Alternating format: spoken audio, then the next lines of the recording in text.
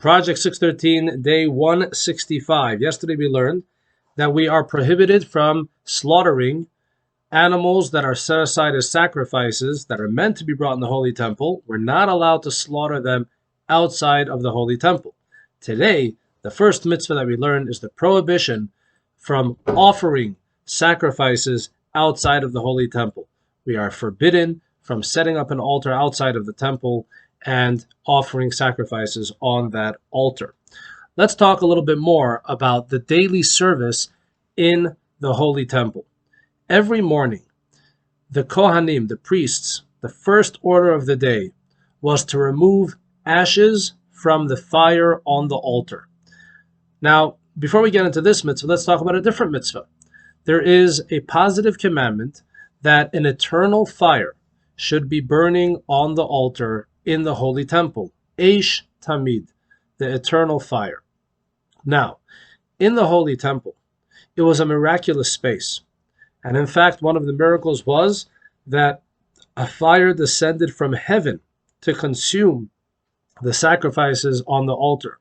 However, although there was a miraculous fire on the altar, there was a positive mitzvah for the Jewish people to set up a fire and to make sure that the fire is there. And the way we do that mitzvah is by bringing wood onto the altar every single morning. There is a negative commandment. There's a prohibition from extinguishing any fire from the altar. So definitely we're not allowed to go and hose it down and take out the fire. And even if a coal would come out of the fire on the altar, we're not allowed to extinguish that fire. So far there's a fire on the altar that we need to bring the wood in order that it should burn on the altar, even though there's a miraculous fire from heaven. The negative commandment, we are prohibited from extinguishing the fire on the altar. And every single morning, the first order of business was that the Kohanim would remove some ashes from the altar. This was the first service, removing ashes from the altar. Then, every single day, there were 2 daily sacrifices offered in the temple. It was 2 lambs. 1 lamb was offered in the morning, 1 lamb was offered in the afternoon. These were called Korban Tamid, the constant sacrifice, the sacrifice that you can depend on it every single day of the year. The Jewish people were offering a sacrifice in the morning and a sacrifice in the afternoon.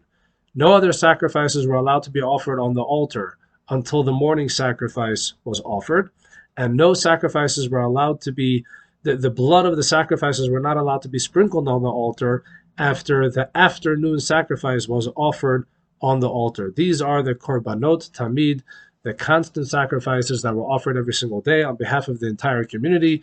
The money for them was taken from the account in which all Jewish people offered a half shekel annually.